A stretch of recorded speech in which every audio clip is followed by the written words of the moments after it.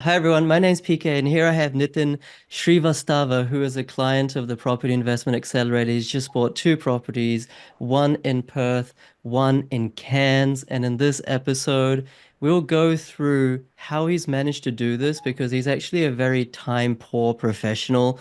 So the type of people who normally go for buyer's agents. So why didn't he use a buyer's agents, and how did he actually be successful DIYing it by himself? We'll go through how he's managed to get off-market properties, how he's implemented advanced negotiation techniques despite not having a ton of experience in the matter, and also how he's used property managers to really accelerate his property investing. His aim, and I'll ask him in a second as well, his aim is really to use property investing to build wealth and so that he can upgrade his principal place of residence, or in other words, buy more of a dream home in Sydney where he currently lives. He wants to upgrade and he wants to use investing, property investing, to really be the vehicle to achieve that, and probably many other goals as well. But Nitin, thank you so much for your time. I know you're very busy, and I really appreciate it. Thanks a lot, PK. I think the pleasure is mine over here. And thanks to the entire community that you have built over a period of time for creating such an enormous source of wealth for anyone who's looking into property investing. So good to be here. Thanks, PK. I appreciate it. Thank you. Thank you. Let's start at the start like we always do. So if you, to the extent that you're comfortable sharing, like, what do you do for a living? What was your property experience before doing the course, and why did you do the course? Yep. So I'm a sales strategy professional. I'm working in the FMCG domain. Have close to 7 years of experience in this industry, and migrated to Australia in 2017, and then took a while to establish myself in this in my career, and then started the journey for investing. So I was looking at a lot of options, be it stock market, crypto, property. Have been through everything, analyzed everything, and then kind of made up mind after talking to a lot of people that I think property investing is the way to go in terms of wealth creation. So kind of started the journey in terms of looking what all options are available. But before that, I was renting out for a while, and I wasn't comfortable in kind of shelling out 2,000 to 2,500 bucks per month in terms of rent. So first look for a property for myself, I think. And again, the traditional thing of looking something in the backyard, made an emotional decision and paid a fortune for securing a property. And I consider that as my worst investment decision so far till date in terms of property. And then once I've got my principal place of residence, I started looking out for investment properties. So met a lot of buyers agents, met 8 to 10 buyers agents, get interviewed, try to understand their way of thinking, try to understand their way of working. But then I'm a DIY kind of person, so I wasn't comfortable in somebody making decisions for me. And property investment is one of the biggest decisions of your life. Mhm. So I kind of want to understand what's going on behind why a particular area, why a particular suburb. And eight out of 8 out of 10 buyers agent I was talking were kind of pointing in one single region, one single project, try to convince in terms of why new properties are better than the old properties. So the discussion kind of carried on for 5 to 6 months, where I got to a point where I was kind of like, something is making sense, something I need to understand more, so what need to be done. And eventually there was one buyer agent who kind of told me that never go for new properties, go for the old properties. And I actually thank him, because that kind of inspired me to kind of looking more into what are the nitty gritties of property investing. Why has he said that go for old properties? And I started looking into the net, try to educate myself, and I came across your videos. And once I hopped onto your channel, I was like, it was a journey for me in terms of understanding from basics to looking at your client videos, looking at the free education that you are kind of imparting to everyone. And then I made my decision that I'm going to do it by myself, because your client videos were kind of inspiration for me. I've kind of decided that although I'm very time poor, I'm going to take this challenge and challenge myself that I'm going to educate myself first and then execute it and put this knowledge into action, and got the kind of same results that your clients have got, and build a wealth creation portfolio for myself. So that was my journey in terms of starting from nothing. Like, if somebody has asked me what is an equity 4 years back, I was like, what I say, to a place where I'm now comfortable in not only chatting with the agents, negotiating with them, having some great deals, and then now I'm a journey to build my portfolio now. Yeah. So yeah. Amazing. Amazing. It's really great to see that you, although you didn't have confidence in your property investing ability, I mean, that's why you sought out education, you had confidence in yourself to learn and implement. And I think that's a really important trait that hopefully everyone can imbibe in whatever aspect of their life.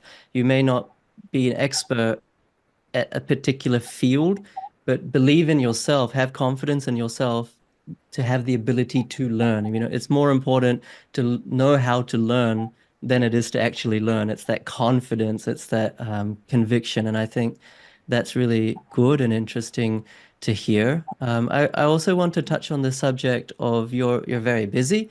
You know, you're a family man and you've obviously got a full-time job, etc. How did you, you know, you're very, very, very time poor. How did you, or how many hours did you put aside, let's say for the first property in Perth? It's a very hot market in Perth. You bought that last year. How many hours did you put aside, let's say, you know, per week to actually be able to buy that property? How did you go about doing that? So I would break that into two parts. That once I was in course, how much time have I took in terms of completing the course, and then buying process was a altogether different process. Hmm. So once I subscribed to the course, I think I've set aside 2 hours for myself every week to go through the course. But your course is so intense and so like captivating that once I hopped onto module number one, I was like, I want to learn more. I want to learn more. And eventually I was waking up every morning at 4 a.m., going through those modules. I was not putting in anything into action by then, but I want to know what's going on. And I've completed all your 6 modules in a span of 2 weeks. Okay. Yeah.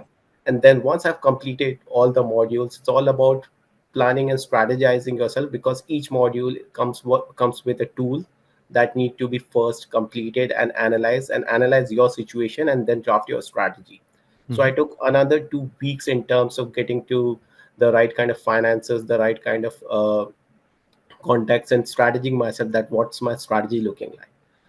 And then started the hunt for the property. So when I started the hunt, so all this took me close to uh, working with the financiers, strategizing myself. It took close to 2 months for me, because eventually there was a life stage change as well in between. And after that, when I finalized the suburbs, I think initially I was looking into Perth in the South Perth region, and the market was really, really, really hot. But those are the suburbs that are ticking all the boxes. But then in weekly mentoring calls, I've seen that some people were talking about northern parts of the suburbs where the socioeconomic and the gentry is more affluent. Yeah, it's on slightly on the higher side, but there are kind of suburbs that are coming up, and that made me to move and pivot to the northern part of the suburbs. I quickly made some calls to the agents and kind of realized that yep, the prices will be booming in next 2 to 3 months, Hmm. and found one or two found a listing, lost down on it. Second listing, I've called the real estate agent. The listing was just up. Try to establish the relationship with the agent, ask the right questions that were outlined in the course. And sometimes it's all about that click that you have with the agent. Yeah, in my call with the agent, we kind of clicked. We were talking about the market, we were talking about the factors that will lead to the growth and how it's becoming more and more hotter in the northern parts of the suburbs. He showed me the entire property then and there. Yeah, it wasn't a scheduled inspection, but eventually it happened that he was on the property. And what eventually it came out that the property was recently renovated. So Right. there's an opportunity of the depreciation. The property was 893 meters square. So with a little bit of leeway, there is a potential for subdivision. Yeah. And the rent is pretty much on the higher side as well. Right. So once all that is done, I think the negotiation phase started where he is getting a lot of offers, specifically from the from the buyer's agent as well. But that's where the module number 5 comes into play, the advanced negotiation techniques. So kind of try to ask the right question in terms of getting a feel of where the offer is. And the deadline was 4 p.m. I put my single, the only offer at 3:45 with everything in mind, and I actually got the property for by beating the closest bid by $500. Okay. So I think, yeah, so CMA tool, negotiation techniques, working in the right kind of suburbs, looking at the right parameters in the property, right kind of streets. When all that, the power of data analysis come into picture, I think this happens. So I was able to secure this property in a span of 2 weeks in Perth. Yeah. Hmm. And then closed that off. Got the rent appraisal was close to 640. What I've got is 680 at the moment. Okay. So the yield is close to 6.2%, which I consider to be fairly on the good side, Right. fairly on the better side. So yeah, that was the story of securing first property and going through the course, making time for myself and challenging myself. Yeah. Amazing. I'm not sure if your family was happy with it, but I'm super excited that you got up at 4 a.m. and did the modules. Yeah, when I recorded the course and I didn't really it's not meant to be entertainment. It's meant to just be like a system that works, but I'm glad Yeah. that it was captivating at the same time. Because I always say when the why is clear, how doesn't matter. Yeah. Mm, Once I subscribed to the course, my why was clear that this is the way I'm going to take in terms of achieving my goals. sure. Yes. So usually I'm not a morning person, but the content was so captivating that I was waking up at 4 a.m. because I want to know, okay, what after suburb? What after the macro factors, micro factors, all those kind of things. So yeah. That's cool. Yeah, I mean, if you're like you've been interviewing all these buyers agents, doing a lot of research, so like I guess like when you find something where it's like clearly laid out, everything is there, and it seems way more in depth than anything you've seen before, it's like this is what I've been looking for. And I'm glad that it only took you 2 weeks, from the point that you started searching to be successful in Perth. Of course, it took you a while to get your finances in order and you had a lifestyle change, a life stage change, etc. And that happens. I think you mentioned your why. Could you just expand upon that? Like, what is your why? So my why, so essentially earlier for me, when I started the when I've decided that property investing is the way to go to build a wealth, uh, I was kind of relying on like buyer's agent essentially that they are going to do the task for me. I'm going to just sit and relax and kind of go through the entire process. Uh, but when I hopped onto your course, my why was it's going to be me, my decision, and uh, how much in depth am I going to understand this entire process so that I can execute it. And I'm also looking at the data. It was also clear that the market is getting hotter and hotter. And my aim was to secure a great property which ticks all the boxes in Perth as soon as possible. So that was my why. Hmm. Yeah. And keeping that in mind, I've started all this all everything, like waking up in the morning, going through the courses, implementing it right then and there. And Yeah. also parallelly, the community that you've created, the forum that we have, it has helped me immensely, because I really want to thank from the bottom of my heart to each and every member of that community, because they are a great support. Like anywhere where I have faced a bottleneck or something like that, I have reached out to community and I've got 5 to 6 replies with the right context in terms of moving forward. Yeah. Hmm. So It is an that was amazing my community. Yeah. And I think when you're part of such, I mean, they're all committed because they paid, each of them have paid me $6,000. So like, they put their money where their mouth is. Like when you have that kind of committed support, then you have people to lean or fall back on, even if you have a bad day or even if something's not working out. People have been there and done that. And I think there's something to be said about peer-to-peer learning. Of course, I can tell you the answers, and I do, but it's like I want to talk to someone who's in the fire of ordeal right now, who's actually putting in offers, who's been successful in recent months, and I think that really improves confidence. I want to ask you one thing, Nitin. In terms of negotiation, sometimes people think that negotiation is something that is learned over many, many, many years. And of course, that's true. But so or could you run us through how you were able to secure this Perth property when you're up against all these other buyers agents who presumably are negotiation experts in property? Right. So again, again coming back to the advanced negotiation techniques that are outlined in the course, that when we have an initial call with the agent, obviously there is a set of questions that we ask which are broader, aligned to the property. Yeah. And once you have those questions, let's say, are there any easements on the property, what's the intention of the seller? Okay. And that is also an opportunity to convey how much you are interested in that property and kind of give you a healthy 1 to 2 minute in terms of establishing a relationship with the agent. Yeah. So instead of asking some direct questions with the property, I just told that I'm a guy who has just started to look into the Perth property. Yeah. Okay. And rather than discussing about the property, I tend to take his view on the suburb. Although I have the data with me, but I was kind of asking him and making him speak more, because the more he's speaking, the more golden nuggets I'm getting Hmm. in terms of the property, in terms of the suburb. And then eventually started talking about the owner, that he bought the property in the market 4 months back, but he was a kind of a hoarder. So he has to take the property again back and kind of renovate it. And what has he renovated?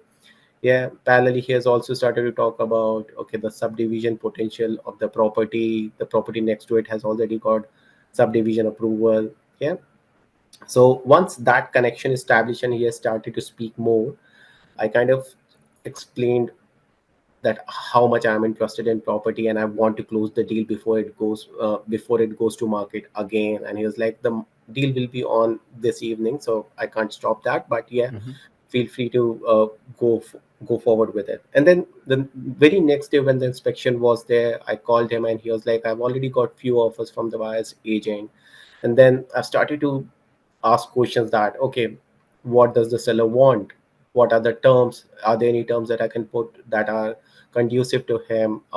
What's the bandwidth? Is there any figure in mind that I can vouch for? So I've got answers to those questions. And then eventually, after 4 to 5 questions, there is a bandwidth that eventually came towards which seller was after. So then I politely asked him that, okay, when are you going to meet the seller uh, for the final price and decision? He told me that it's going to be Monday 4 p.m.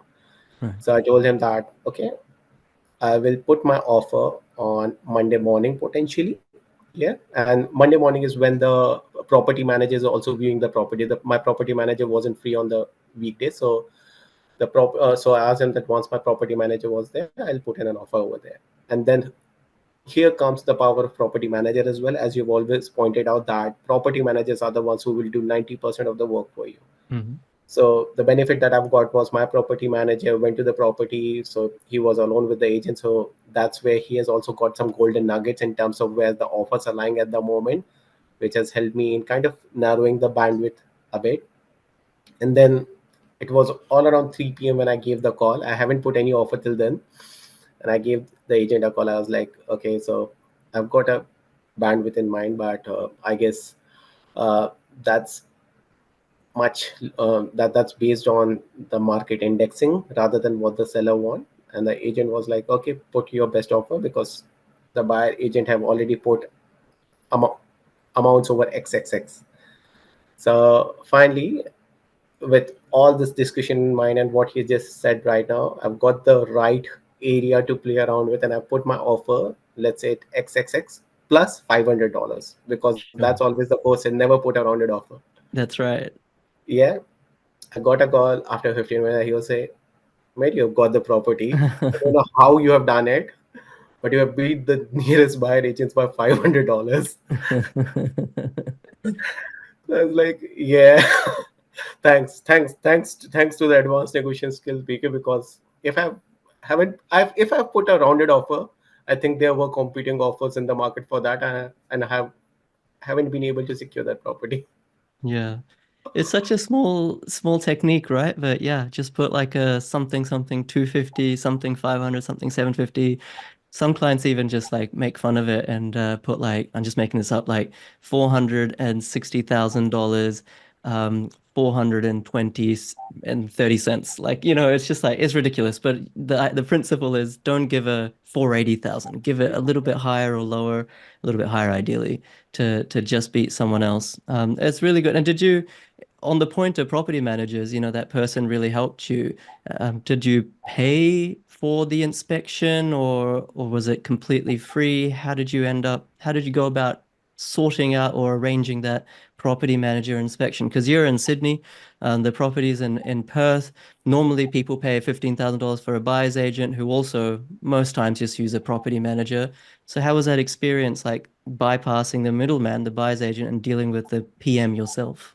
Yeah. So in terms of the property management, the entire process, I've interviewed 4 to 5 property managers, and eventually, when you interview property managers, the way they speak, the way they explain the market, their experience comes into play during that Mm. conversation. That's where you kind of made up your mind that okay, this is the person to go forward with. Yeah, and I was working with this particular property manager for 4 to 5 properties. Although I'm not bidding on these properties, I was just taking a gauge Yeah. that what's her view, and she was spot on. She was a gun. Yeah, and when I brought forward this property to her, she was like, "This property was in market 6 months back. I can tell you. I'm not sure about the time frame, but this is a bloody good property if it's renovated." Right. So I asked her that, okay, if you can actually have a view, but she was very, very busy at that point of time, as every property manager is. But she accommodated my request to view that on Monday morning because I was putting an offer. Right. Yeah, so uh, I think that that was pretty much. I haven't paid a single penny to the property manager. Yeah, although she's the one who's managing my property at the moment. But yeah, this was the whole process in terms of interviewing them, trying to gauge their level of experience, and then yeah, are they accommodating enough to to accommodate your request to kind of view that on a Monday morning, which is a pretty odd time as well. Yeah. Yeah. So that was the entire process I followed.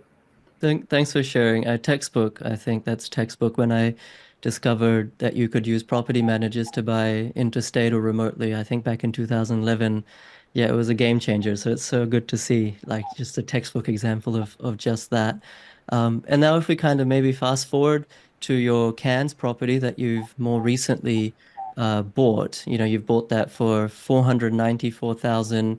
It's renting at 650. It was off market. I won't take up too much more of your time, but maybe if you could, like, how did you get it off market? So again, I was kind of looking in northern Queensland for a while, but kind of getting balled out in some of the hot markets, Yeah. very very hot markets, I would say. So instead of focusing in that particular area that starts with T, I've kind of diversified and look for other areas that start with C, Yeah, sure.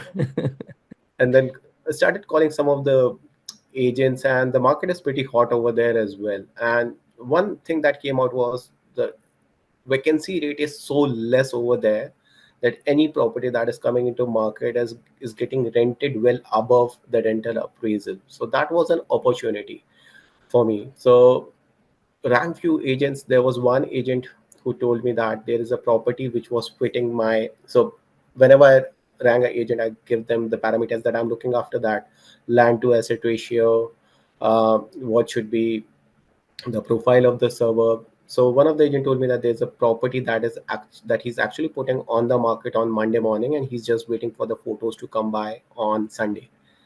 I politely asked, "What's the property address?" I looked at the property. It's an absolute mess when I looked on the old photos. But then I started the conversation that I would be interested in the property and if he can share more details. So he shared everything. He has already got a building and pest report for it. Uh, I kind of did a quick CMA indexing, and then the property was seems to be in my budget. So the agent shared the photos, with me on Sunday morning, and I put forward an offer straight ahead, keeping the clause that uh, this offer is valid till the time the property is not going on the market. Right. And then the negotiation kind of started over there. The valuation that he was expecting was a little bit above the CMA, but finally we negotiated and we came at a point. Um, I think I put my second offer on Sunday night at around 8 p.m.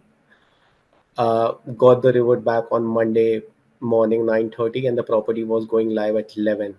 I finally had a chat, put down my final offer of 494. It's just at 10:30, and it got accepted. But meanwhile, I've done all the due diligence in terms of working with my property manager in that market, and my property manager's view was this property is going above 510 if it comes to market, because it Right. was renovated, everything is top notch. Yeah, the property is a concrete block, so there's hardly any maintenance required in the property. Yeah, Right. it is a 725-meter square block, so there is a potential for a granny flat over there. Yeah, and it's in a very posh suburb of Cairns.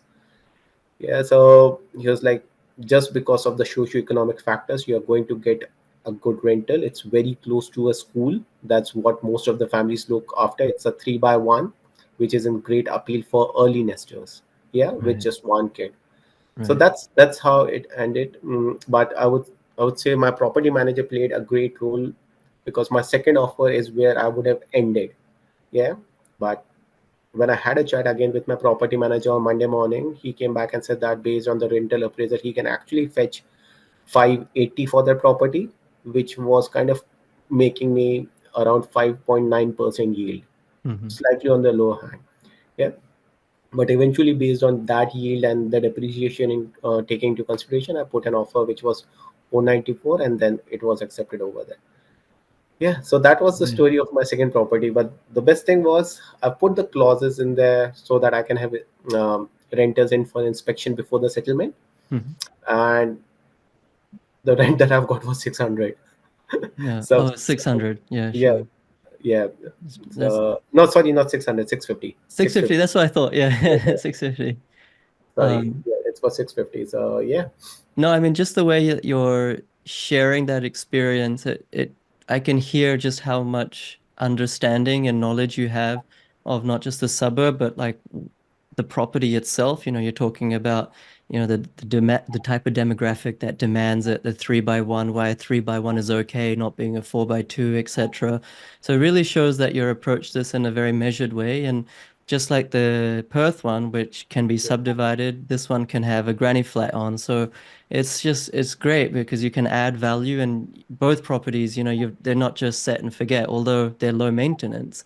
You can add value for further equity uplift in the future, and you got it off market. I mean, that's once again, anyone can get properties off market, and I hope that anyone who's watching or listening has confidence that, yeah, you don't need to get a buyer's agent. In fact, you don't even need to do my course to get off market deals. Like anyone can do off market. Of course, maybe I'll be biased and say it makes it easier if you actually learn the everything that I teach to get off market deals. But truly, it's not the monopoly of quote unquote experts, and you've demonstrated that really well. And perhaps looking ahead now, Nitin, what are your, I mean, we were talking about this before we hit record, but what's your plan going forward? Are you planning to buy more properties, and what's kind of like your 5 to 10 year plan in the realm of property? Yep. So I guess the next aim is to get at least two more properties this year. So I've already started my hunt for the third property. So kind of in that mode where I'm kind of narrowing down to the right suburbs at the moment, because my strategy is right now diversification. So I've got one in Perth, I've got one in Queensland. So kind of looking at the right pockets in terms of diversification, and also the things that I have in mind, that I'm a DIY kind of person and active investor. So a good land size, maybe a potential to subdivide or a granny flat. So that's my next thing on which I'm after. But parallelly, it's like when you share these great results with your family and friends, they also want to know what's the mantra for getting these kind of property, what's the way, and how can an individual execute it without the help of any buyer's agent, yeah, or any sales or any property professional. So I'm kind of right now helping them in terms of getting the right kind of properties, because some of the properties that they've got through buyer's agent are not performing that great at the moment. Okay. So yeah, it's like the sole aim of a community. Yeah, you build wealth for yourself, and then you help the community members in getting the great deals. That's what I'm doing at the moment, helping my friends and families for securing those great deals based on what I've learned from your amazing course.